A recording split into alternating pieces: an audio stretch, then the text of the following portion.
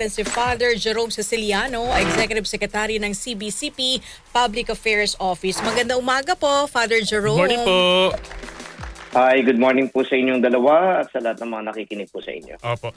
Una ho sa lahat, no, ito pong pag-elevate po, kumbaga parang na-promote po, no, ang una ho sa lahat, sino po ba para po dun sa mga nakikinig po sa atin na baka hindi po masyadong pamilyar o hindi po Catholic, sino po ba si Saint Padre Pio?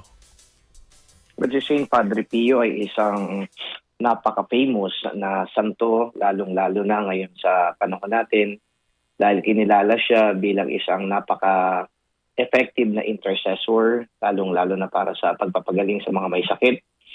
At si Padre Pio ay ika nga nagtataglay ng kakayahang mag-bilocate. Tigit sa lahat, siya ay nagtataglay din ng stigmata. Ito yung mga sugat sa mga parte ng katawan ng ating Panginoon na meron din nga ito, si Padre Pio. At si Padre Pio ay isa sa mga itinuturing natin na pinaka-importanteng santo ngayong panahon natin. Opo, Father Jerome, ano po ba ang kalagahan ng pagkilala po ng Vatican sa Batangas Padre Pio Shrine bilang isang international shrine? Well, kapag kaya kinilala bilang isang shrine, ang isang simbahan, ito ay, number one, dinadagsa talaga ng mga deboto. Number two, makita natin na ito ay may isang napakahalaga na place, lugar para masabi natin na buhay ang pananampalataya.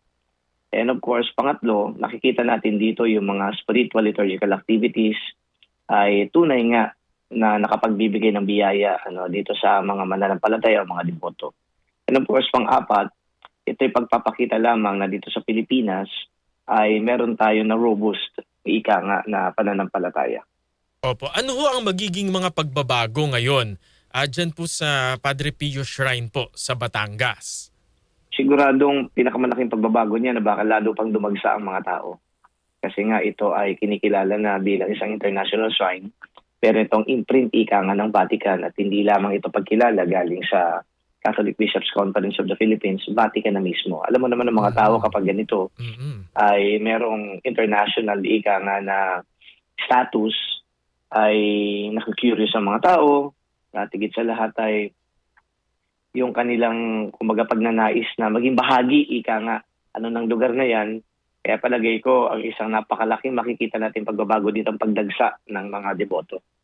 Ito po ba, Father, yung kauna-unahan na international shrine sa Pilipinas? Pangalawa na itong international shrine dito sa Pilipinas. Ang nauna dyan ay International Shrine of Our Lady of Peace and Good Voyage sa Antipolo. Opo.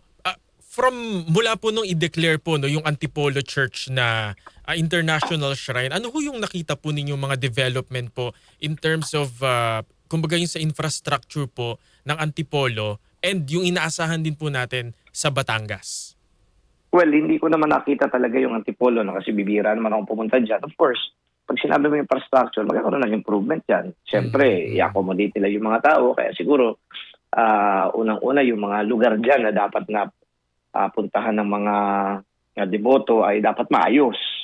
So let's talk about the physical infrastructure kasi given na naman yan, hindi ka pwedeng kumbaga mag-accommodate ng mga tao na wala kang maayos sa lugar. O sabihin na lang natin na yung pinaka-practical dyan dapat yung simbahan mo ay maayos, Yes. malinis yan, okay, naglalagay ka ng mga siguro papangbahagi, mga hall, di ba? Kasi yung simbahan, nandiyan na yan mga hall, siyempre yung mga palikuran dyan. So, yan ang mga makikita natin na practical. Basta dami din po ba, Father Jerome, ang mga dayuhang pilgrim na bibisita po dito po sa ating bansa? Palagay ko, pag sinabi nating mga pilgrims, hindi na natin madidetermina yan, both local and sigurado mga imported, sigurado pupunta dyan.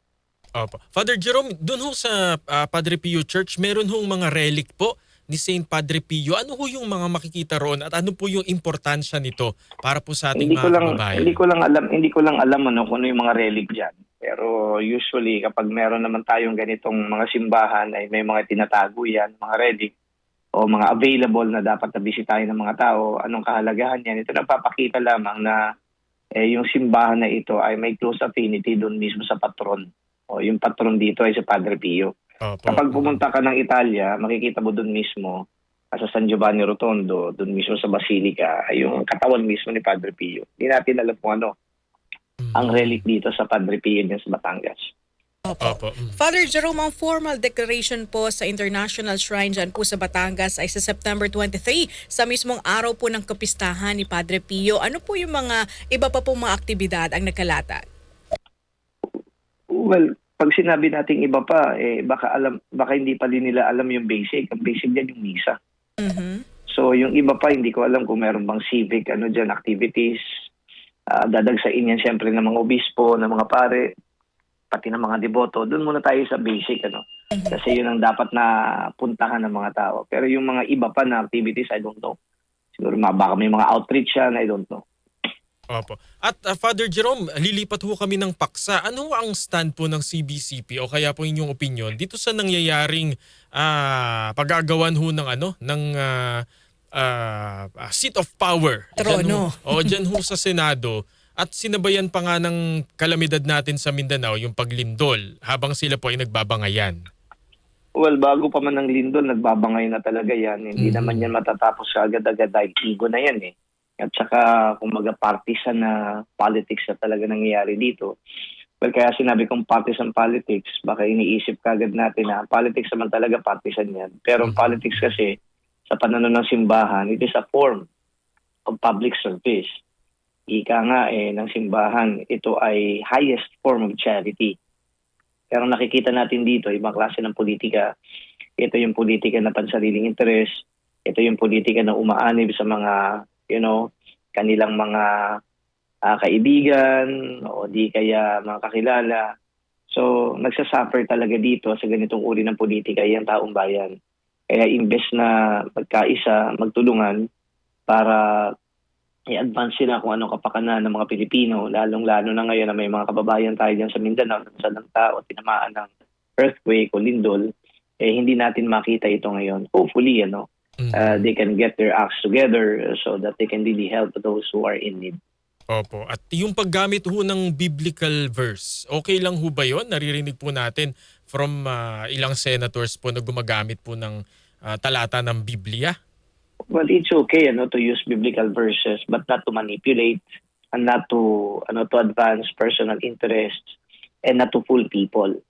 At kaya sinabi ko yung mga bagay na yan dahil nakikita natin sa ibang tao na kapag gumagamit yan, hindi para ma-enlighten, para ma-inspire, ma-empower yung mga nakikinig.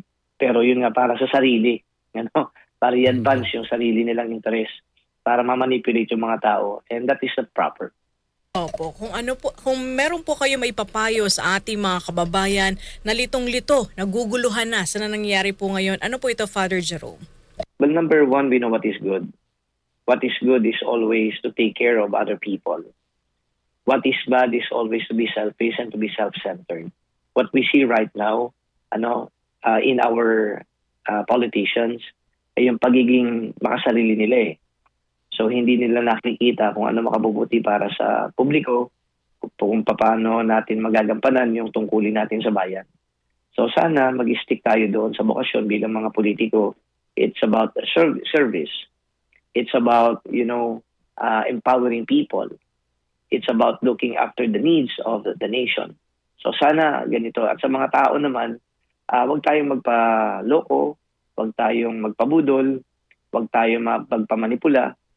Kasi dapat maintindihan natin na itong mga nakaupo sa Senado man, sa Kongreso, anumang posisyon, sila ay nandiyan dyan hindi upang tingnan lang o i-advance lang ang kanilang sariling kapakanan. Kundi isipin ninyo, ano ba yung kapakanan na tinitingnan o kaya sinusulong o kaya sinusuportahan ng mga politikong ito. Kung hindi nila nagagawa yan na i-advance yung kapakanan ng taong bayan, then I think they better think twice next time para hindi na maulit yung ganitong situation. We don't want na para maging circuitous ito, paulit-ulit na lang, wala nang pagbabago. I think we have to start from us. Maraming salamat po. Very well said po, Father Jerome Ceciliano. Maraming Thank you, salamat Father po. Jerome. God bless po. Okay. God bless you. Welcome. Maraming salamat.